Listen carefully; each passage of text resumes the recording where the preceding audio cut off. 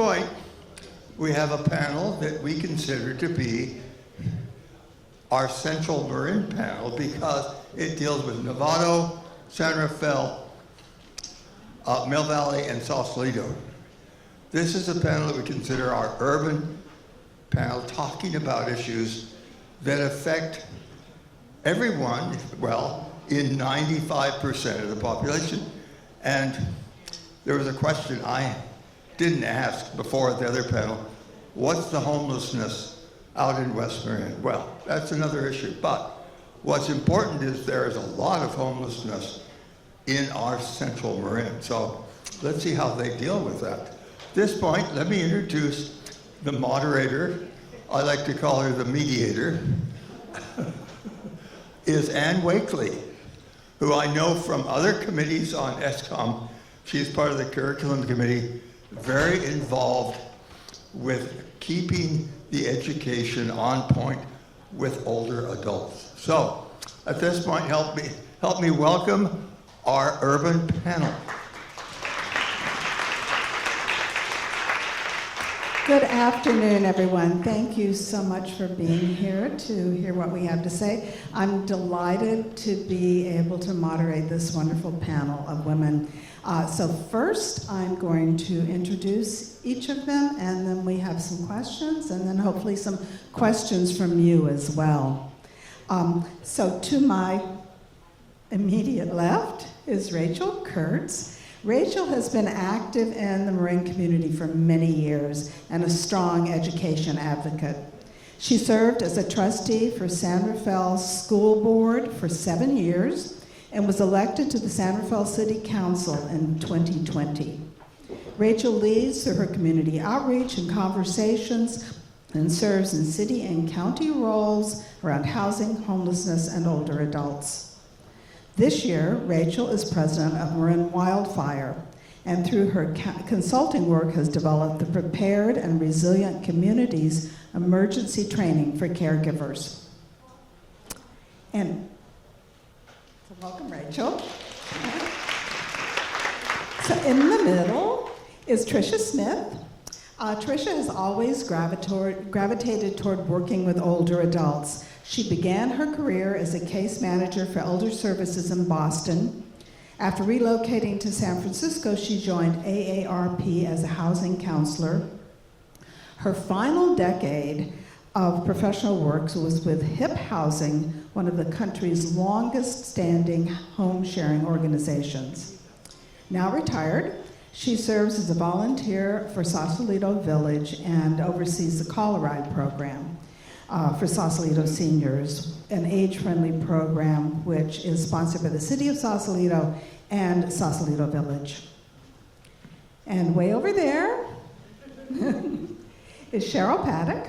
Cheryl is the CEO of North Marin Community Services and a seasoned nonprofit executive with over 25 years of experience advancing community well-being through strategic leadership, collaboration, and advocacy.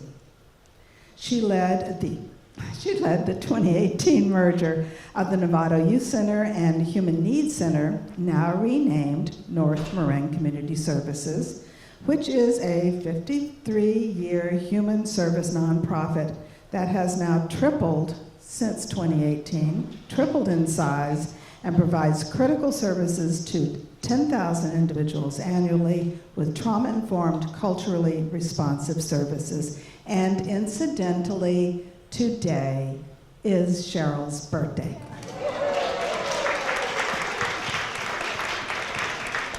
So happy birthday, Cheryl, and thank all three of you for being here.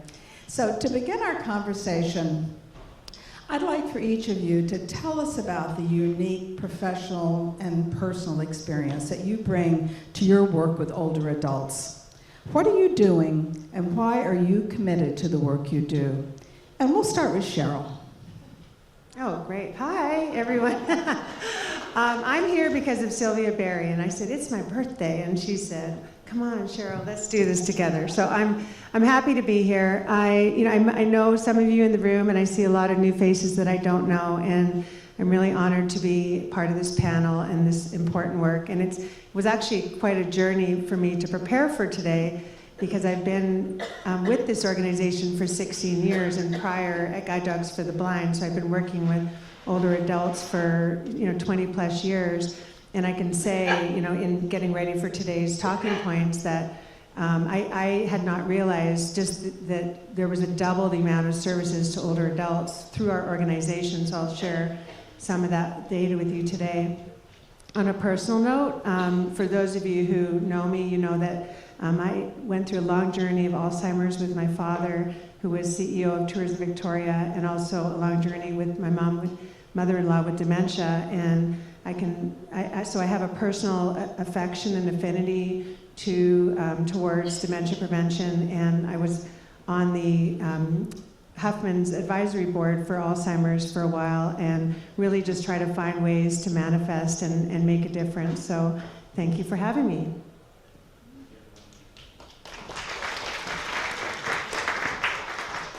I'll go next. So I'm going to start on a personal note first. And I have to say, I did find early in life my purpose in life.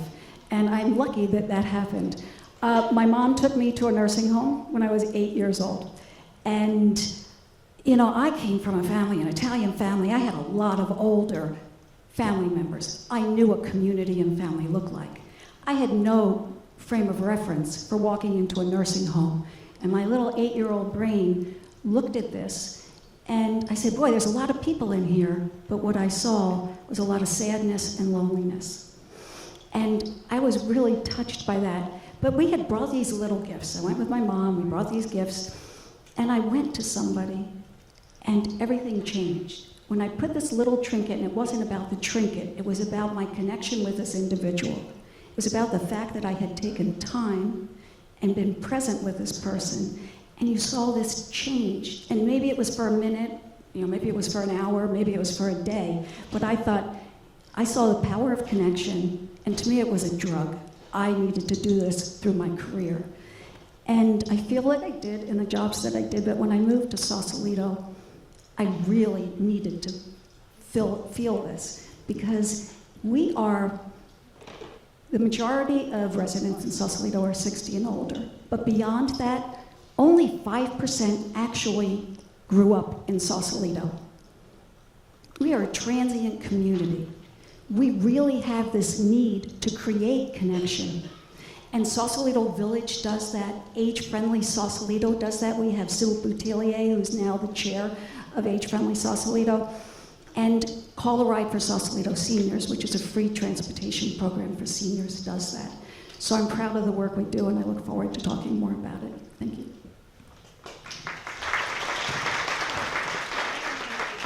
Well, for me, it's definitely more personal than professional, and I'm happy to share today. Part of that personal is my mom is here with me. About a year ago, we lost my dad to dementia after about 12 years, and what started it out as us sort of jokingly saying Mr. Magoo turned out to be the start of something very serious and very hard.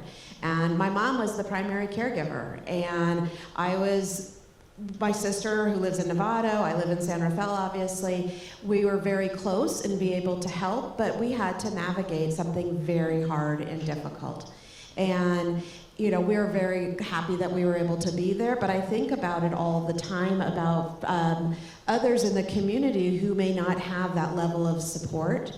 And that's what really keeps me going in this space and working and knowing the need and the increasing need, especially as a public, serving the public as a council member. How do we make decisions now to support the largest growing part of our community?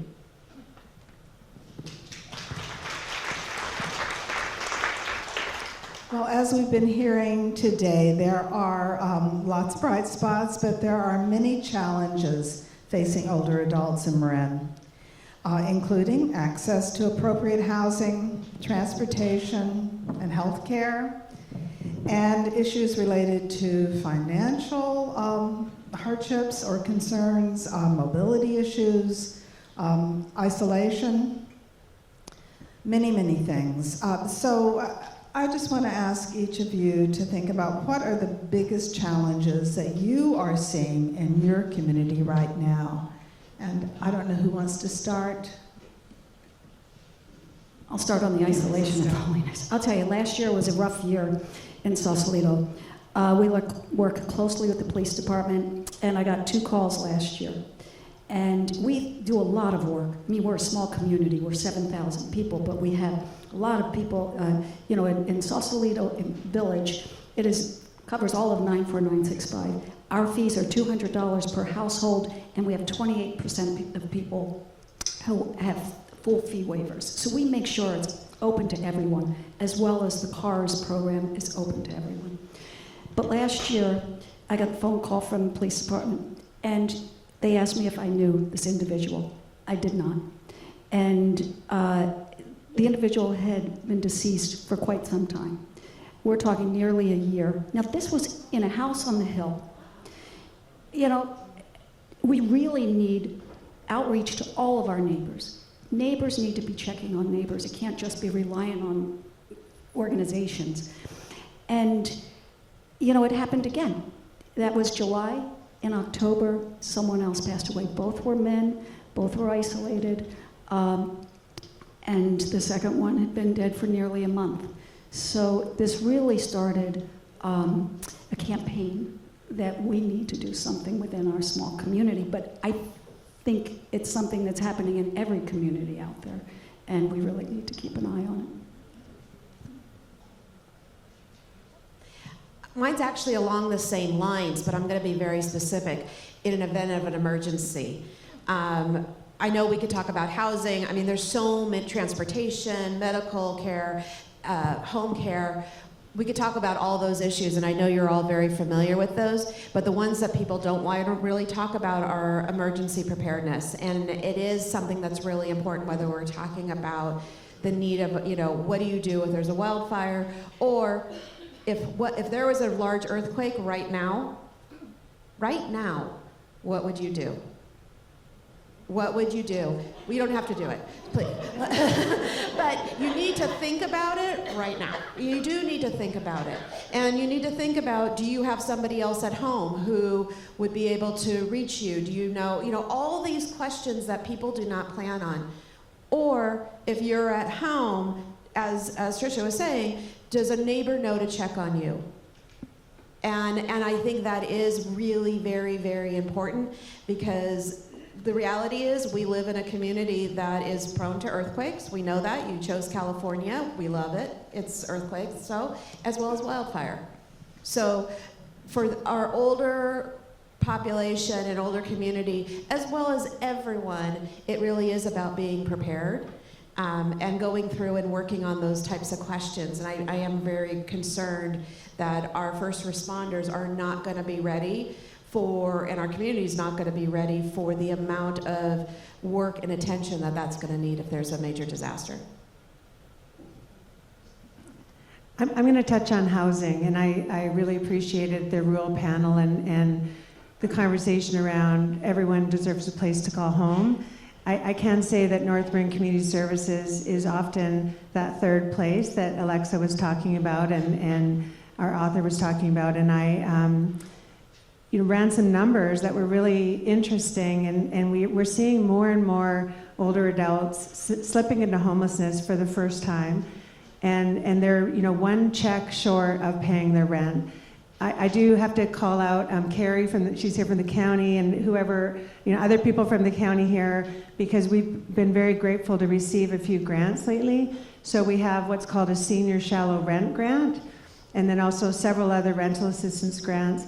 And what the senior shallow rent grant is doing is actually providing $1,000 a month to seniors for 2.5 years, because many people, their Social Security check is just not enough to pay their rent.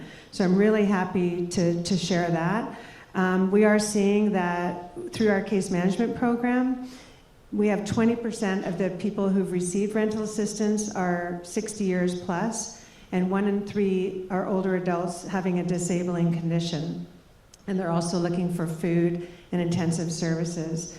Their median income, you're not going to believe this, $1,200 a month.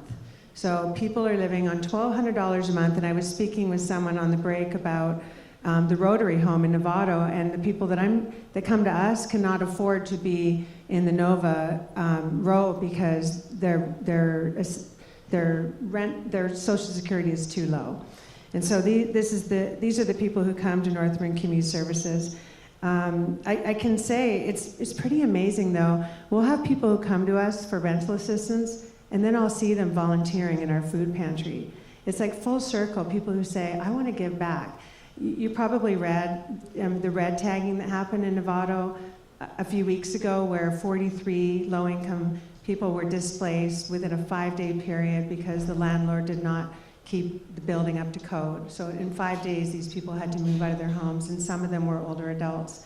And they had nowhere to turn. And so we turned to the community, we fundraised. There's no public dollars for this kind of thing. And right now they're at the Residence Inn, and we're helping to rehome and help people find homes.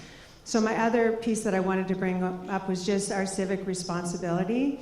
We all, can be the voice of the people.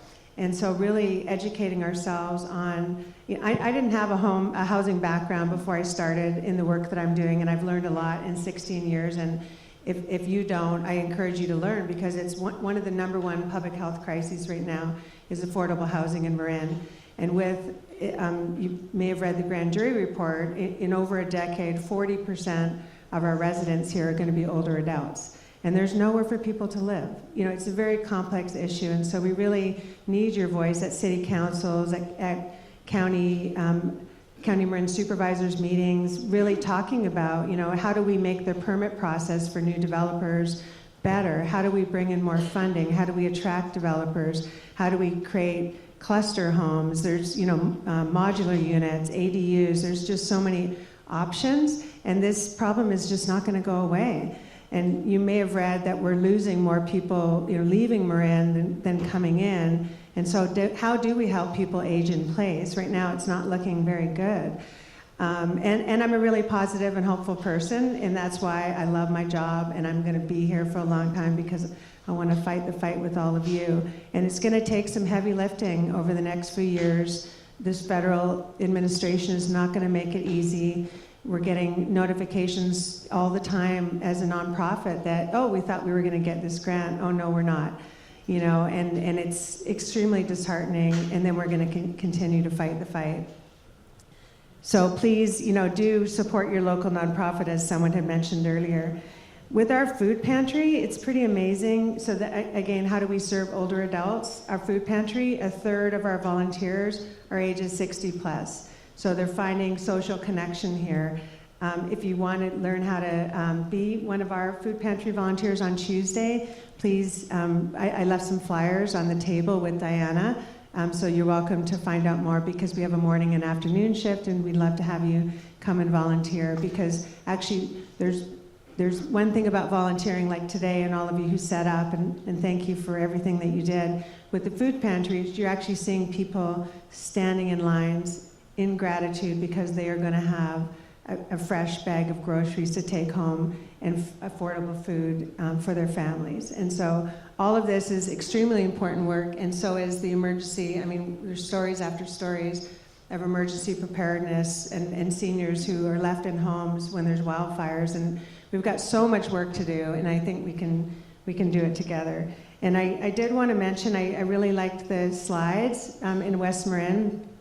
We didn't do this on our panel, but I do want to give a shout out to Marin County Aging and Adult Services. They have an amazing community resource guide online. So if you want to find, there's just so many people so many human service organizations, and the new CEO of Vivalon is here. If you haven't met him, he's amazing. And we also, Homeward Bound, Habitat for Humanity, Community Action Marin, Legal Aid of Marin, Canal Alliance. There's just, so many human service organizations that are in this fight together with us. And so I encourage you to just choose one in your area and get involved. Thank you. Thank you. Please share some ideas, some innovative ideas, if possible, to serve and benefit our older adults, including important collaborations. We heard about the importance of collaboration from our West Marin group, so I think collaborations are something we want to think about. But collaborations and other things that can help build community in these times of change and uncertainty, which we are certainly in right now. And these can be things that are already happening or things that you would like to see happen. Who would like to start? Okay. Sure, I'll start. I'm really excited. So San Rafael, this past election, we passed Measure P for thank you to the voters of San Rafael for a new library community center. And it's going to give us a huge opportunity to design that community space, that third space, as well as really being intentional about how do we integrate intergenerational activities, so all sorts of things. So I think that's going to be something very, very important. San Rafael also has great collaboration with our partners, also with Vivillon, Community Action, Marin, and so many others. We know that those programs, we have to use those programs and we have to partner together. Does anyone know how many nonprofits there are in Marin? 4,500. So they're not all older adults, right? But there's a number of nonprofits. So we're not without nonprofits in the area. It's how do we be more efficient, do the best work we need to do, and work closer together so that we're all serving and reaching and being focused on reaching those goals to help the community.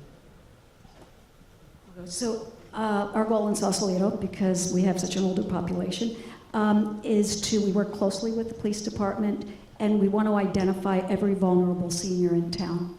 And Sausalito Village, all of their members receive an emergency preparedness. You'd like this interview to make sure about their readiness, to evaluate their readiness. And when we have a number one vulnerable, we make sure that the police department knows that we have a number one vulnerable and where they're located. So in case there's evacuations or extended power outages, that they can be identified. The police department, when they have a 911 call and they see that it's life-threatening or somebody has passed away, they usually check in with us. Also, if it's someone that appears not to have been touched by other organizations and appears isolated or lonely, we'll go out together. Generally, I'll go out with the police chief. We'll have a conversation with the individual, see if we can get them any resources. So that's been a great collaboration.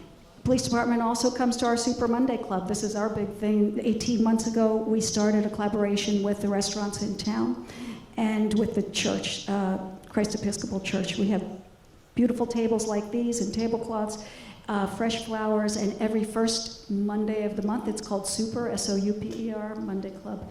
And it's open to everyone, every senior 60 plus in 94965. And it's wonderful. We have a wonderful group of volunteers that do the serving. And last month it was Sushi Ron that did the 2 soups for us. So that's 12 gallons of soup that goes out. And the first month we did it, 18 months ago, I remember it was a little bit quiet out there in the audience. We had a little light piano playing. Now you have to start knocking. Okay, everybody sit down. Similar to here, right? And communities and friendships have been formed with this. Great. So anyway, that's a couple of the things. Thank you. I would add just the power of collaboration when government, private sector, I love that you mentioned faith-based, cities, community groups, organizations, when we all come together, we can create system change. When people are working in silos, we're just wasting resources, and we frankly just don't have enough time right now to waste any resources. So just really finding like organizations with the same strategic goals, and let's deploy. And I do feel like, I want to give a shout out to my board member, Chris Jones, who's here. Chris? Yeah. For those of you who know Chris, she's a powerhouse. She actually chairs our housing advocacy committee, and we just, that committee does so much. And tonight, if any of you are interested in tenant displacements and tenant protections, Novato City Council does have a great agenda item that you're welcome to go to City Council and speak on behalf of the city and the need to protect our low-income residents. In terms of the question, I think one of the things I would just add is there's going to be a new housing coalition being launched that's pretty exciting. The partners I mentioned before, Canal Alliance, Habitat, CAM, trying to remember the others here, let me see here, Legal Aid of Marin, Marin Environmental Housing Collaborative, and North Bay Leadership Council. We're starting a new housing collaborative, and you'll hear more about this in the coming months, but it's really focused around the 3 Ps. Production to significantly increase housing supply. Preservation to preserve existing affordable housing and prevent displacement. And then tenant protections to strengthen tenant protections to ensure stability, prevent unjust evictions, and promote fair landlord-tenant relationships. And I think, if we can really rally around these 3 Ps, it's going to help all of the low-income aging adults that we have in our community. One such person, it's actually full circle for me because he's on his 7th guide dog. His name is Mike Lee, and he came to North Marin Community Services for rental support and for mental health therapy. And someone mentioned social isolation before, and actually telehealth therapy has become a way for a lot of older adults to be connecting as a social way, and also to be, working on some of the mental health challenges. So at our big fundraiser on Saturday, Mike Lee and his guide dog Tudor stood up, and he talked about how our rental assistance kept him housed, that his daughter had a dramatic death last year, that he's raising his grandson who is in the juvenile justice system, and he is blind. And so talk about challenges, and you know what? He's a comedian, and he is just choosing to, wear rose-colored glasses and work through this, and he just expressed his gratitude for the support around rental assistance so that he can actually have housing and food and therapy for his family. And so these are the people like Mike that we need to help. And with all of these cuts that are happening, and you may have read that a lot of the Section 8 vouchers are now on the chopping block. So we're just going to be reading more and more. So how do we stand up for this work when we have so much protected land here and we have a lack of affordable housing? We've got a big issue to be working on, and so I really, if you are passionate about housing, please show up in the spaces to talk with us, and after Chris and I can talk to you too if you want to get connected with the work that we're doing at North Marin. Thank you. So I think we have some time for questions. And I just want to echo what folks have been saying about housing. This is something that's you are hearing in your communities all the time about new developments being proposed, and hopefully many of them will be affordable. And think about the need, okay? It really is great. And I hope that, obviously we want things that will be nice for our community, but we also know that we have to get more housing in this county for our people. Okay. All right. Do you have any special programs for older adults without children? So who would like to answer that? Yeah, absolutely. San Rafael has a very active Golden Heirs program through our Parks and Rec commit group, and you could be busy every single day. I'm not sure the tie-in with the children piece, because it's specifically for older adult trips, day trips, longer trips, bingo, art programs, art classes. There's really so much there for our community, but I would say the Golden Heirs, and then we also work closely with the villages as well as others which have a number of different programs. I'm not sure we're talking about adult children that, because most of the people, as I said, that live in Sausalito are not near family. They have moved away from their families, so most of them don't have adult children in the area. If that's what they're talking about as far as caregiving. Without children to support them, is that what the question was? Yeah. Right.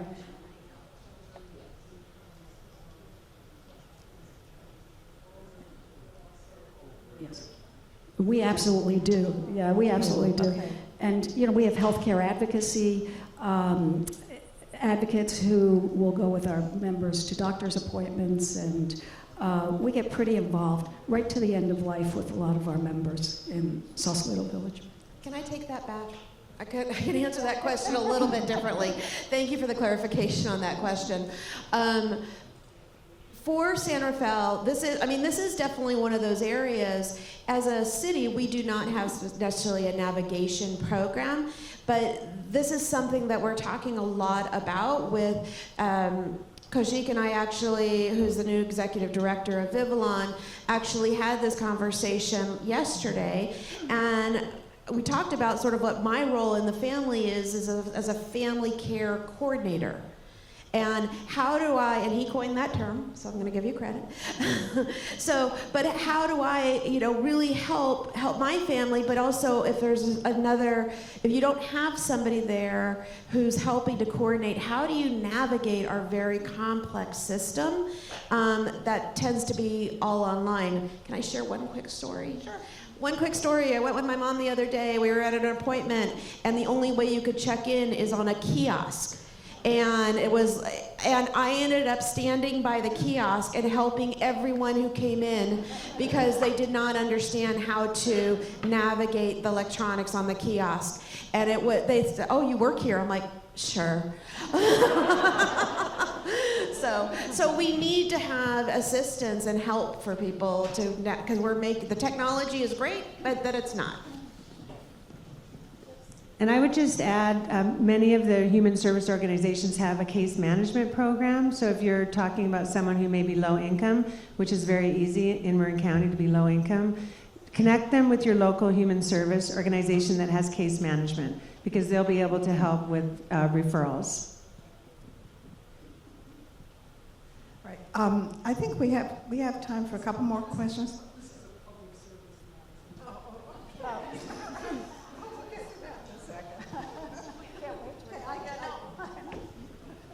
But this it really is kind of a follow-up to our housing discussion, and I think it's an important thing to ask. The problem with new housing developments in Marin is that too few are set aside for affordable housing. Now you've seen this, right? How do you encourage developers to build affordable housing? Now, I don't know if you guys want to answer this or anybody.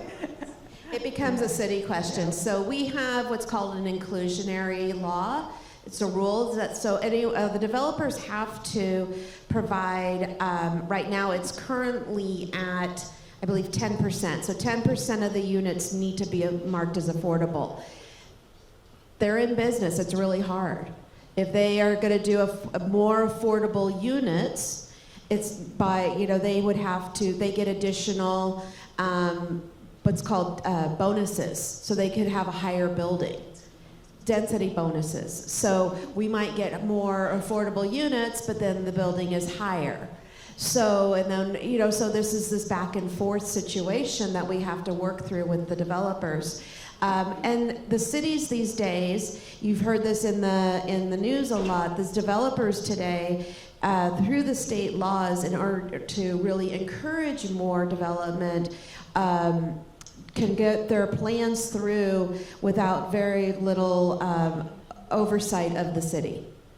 And so those plans can go through, which sometimes makes it really hard for the community to understand that.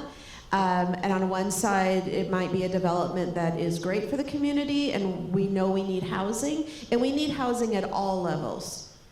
So the idea with the inclusionary housing, some communities have 20%, some have 15%, some have 10%. The idea was the lower number of requiring the developer to have the lower number of inclusionary was the goal, that they would it would encourage them to develop more. Well, it didn't really work, in my opinion. We're not getting more, but we also need to make sure that once a project comes in and it's entitled, meaning it's gone through the process and it's entitled and we've given it all the thumbs up, that the developer actually builds it. And that's our big problem right now. We have a lot of units that have been entitled, but they're not being built. And that becomes, the cities can't solve that problem because we don't build housing. And so the developers, and it's the cost to the developer of how much it costs to build housing. And that speaks to going to city council meetings and also planning commission meetings and really learning about developments. And you probably read about a few of the developments in Novato that don't have parking. So there's, quite an uproar about that in Novato. I want to share just a quick success story because this weaves in what Rachel's just talking about. So that we had a client named Michael, and he was 85, and he came to us after losing his housing of 30 years in Marin. He was retired and living on Social Security. He and his wife both they fell ill at the same time, and they ended up in long-term care, leaving them unable to pay rent. When Michael finally discharged, his wife became an award of the state. He had no home to return to and was faced with homelessness for the first time at age 83. He had $1,400 in Social Security, and he could not find housing. And many community members stepped forward and said, you can live in my trailer, but it didn't have heat and running water. So we enrolled Michael in our senior shallow rent subsidy pilot last October, and through this funding, we were able to house him in a shared unit and provided 50% of his rent. And Michael is so grateful to have safe housing, but he did miss the community of Marin. So he sat on a wait list because he wanted to transfer to Marin. And on April 30th, he did secure a unit in Fairfax at a senior development site. So his rent will be 30% of his income, and he'll no longer need a subsidy.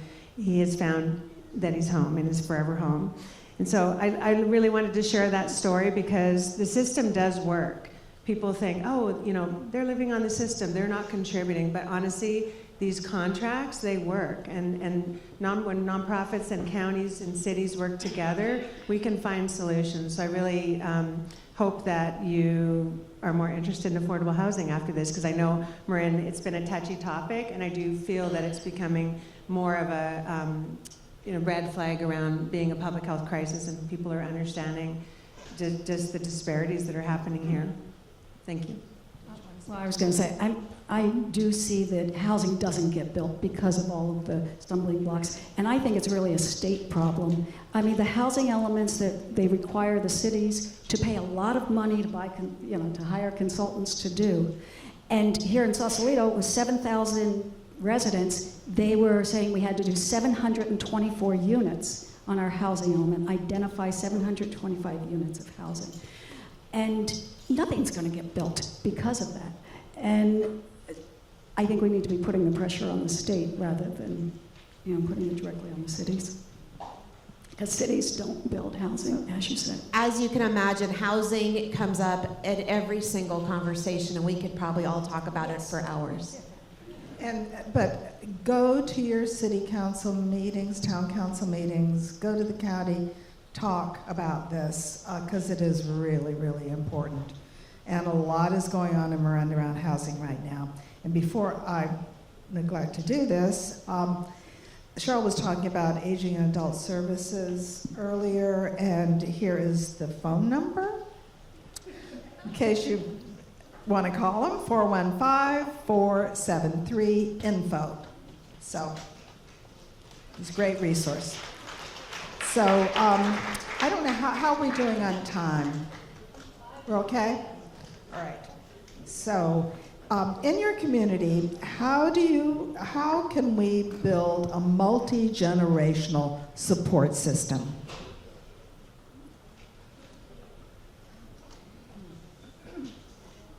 Ideas? I had written down one approach is integrating aging services into broader community systems, embedding senior services into housing development. Someone mentioned libraries, health clinics, tapping into intergenerational models such as pairing older adults with younger people for shared housing and mentorship. And then technology, if used wisely, can bridge gaps with telehealth, virtual social groups, and digital literacy workshops.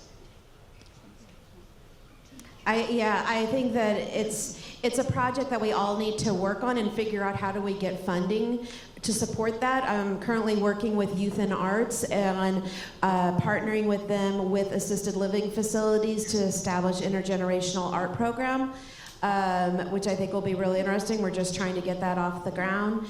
But it is really important. I think the libraries and community centers have a lot of opportunity to work with that.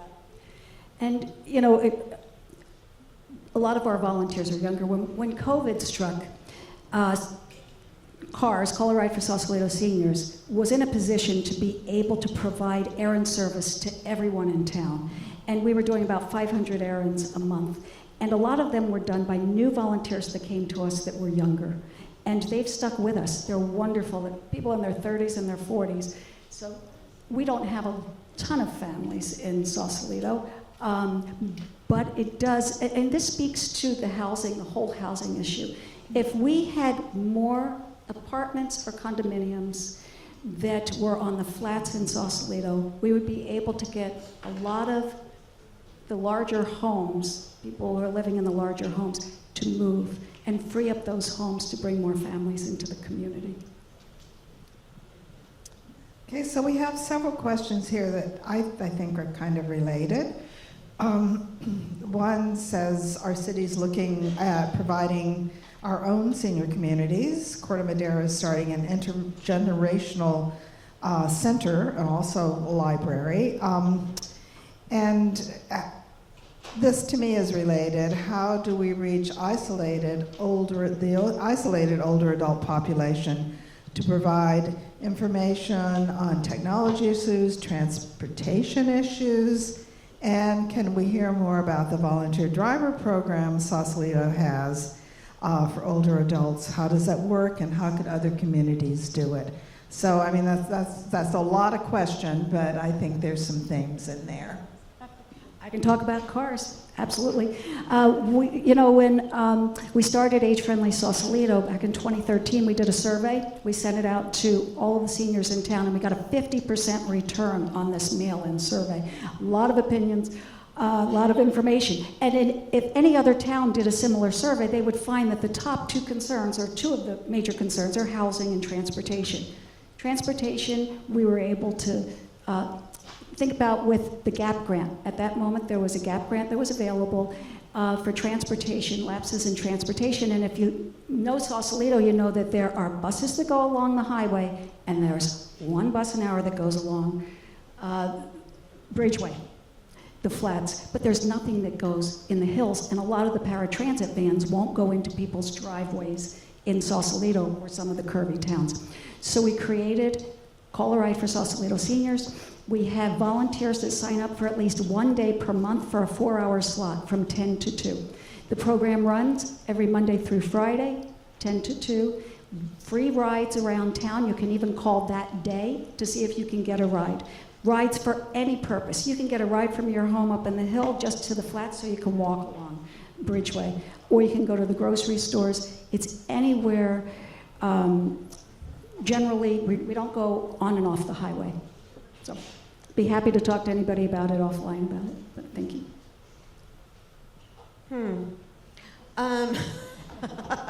I think when you start, a city of 7,000 and a city of 70,000. Yes. I mean, we have 2 square miles. Right. 2 square miles.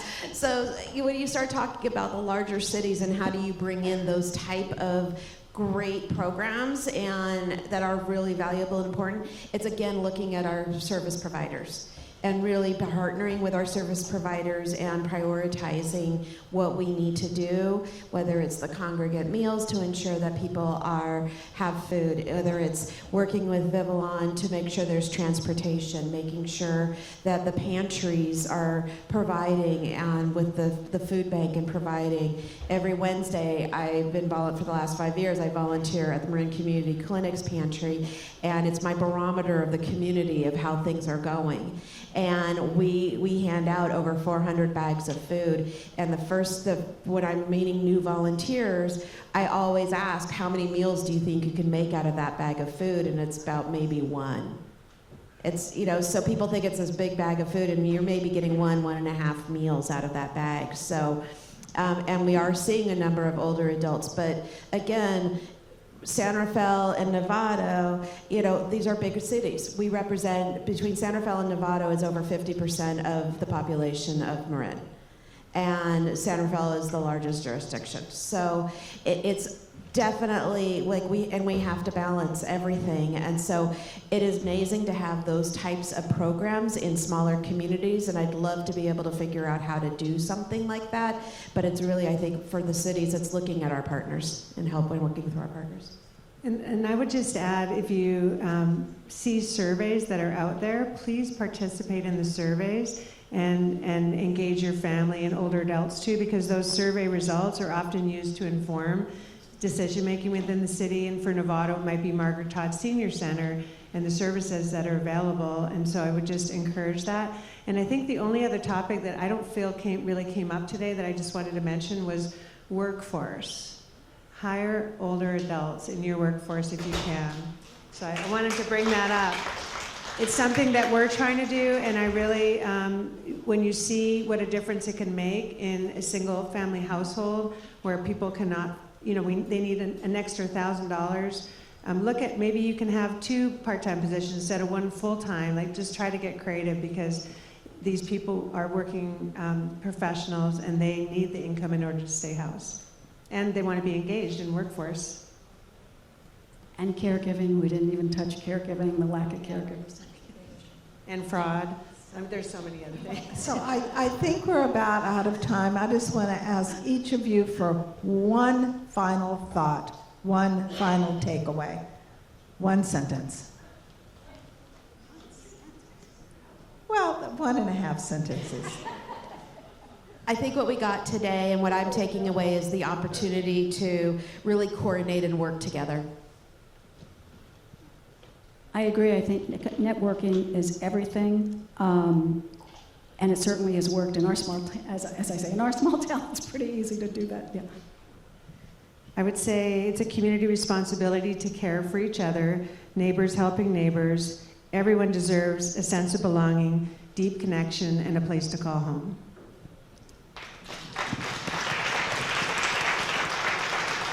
Thank you, panel, and thank you for everyone who worked so hard to make this day happen. Thank you, Ann.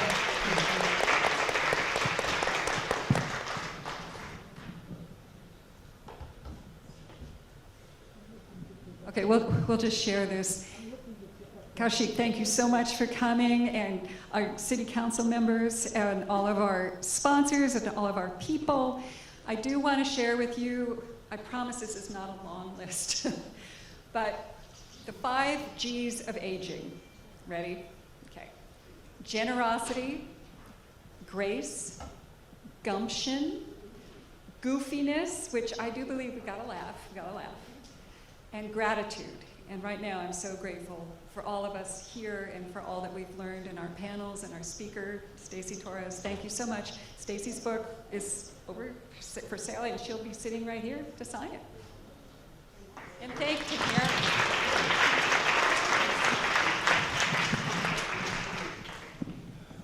Thank you, Christy. This has been a wonderful event for me. We get to see what's going on in West Marin and see the differences with our cities, our